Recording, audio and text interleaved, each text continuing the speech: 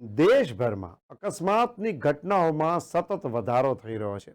ત્યારે તાજેતરમાં પણ અમદાવાદમાં હિટ એન્ડ રનની ઘટનામાં 8થી વધારે લોકોએ પોતાનો જીવ ગુમાવ્યો હતો. આ જ પ્રકારની અકસ્માતની ઘટના એક ફરી સામે આવી છે. મુસ્લિમ બિરાદરો આ સમયગાળામાં અજમેર શરીફ દરગાહ પર મોટી સંખ્યામાં જઈ રહ્યા છે. ત્યારે અમદાવાદથી અજમેર શરીફ દરગાહ પર જઈ રહેલા જમાલપુરના યુવકોનો રાજસ્થાન સિહોરી પાસે ગમખ્વાર અકસ્માત સર્જાયો.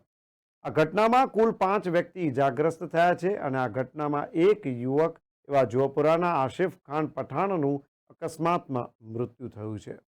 ઇજાગ્રસ્તોને અમદાવાદ હોસ્પિટલ ખાતે લાવવામાં આવ્યા હતા, જ્યારે મૃતક આશિફ ખાન પઠાણના મૃતદેહને પોસ્ટમોર્ટમ અર્થે ખસેડવામાં આવ્યો છે.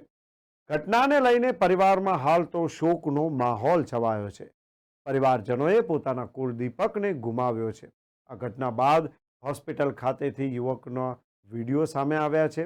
દેશમાં ક્યારે અટકશે આવા અકસ્માતો? આવા સવાલો હાલ તો લોકો કરી રહ્યા છે.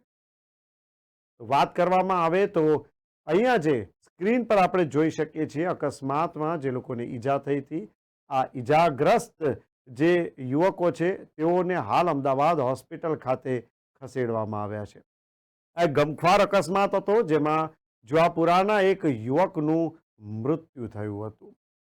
ઈજામાં જો વાત કરીએ તો આ ઈજાગ્રસ્ત જે 4 યુવકો છે તેઓ ગંભીર રીતે ઘવાયા હતા, પરંતુ એક વ્યક્તિનું મૃત્યુ થયું હતું. અમદાવાદથી અજમેર શરીફ આ યુવકો દરગાહ પર જઈ રહ્યા હતા અને તે દરમિયાન જ આ ઘટના ઘટી હતી.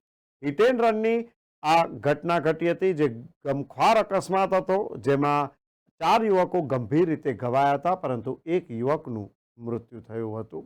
હાલ તો આ યુવકના પરિવારમાં શોકનો માહોલ છવાયો છે.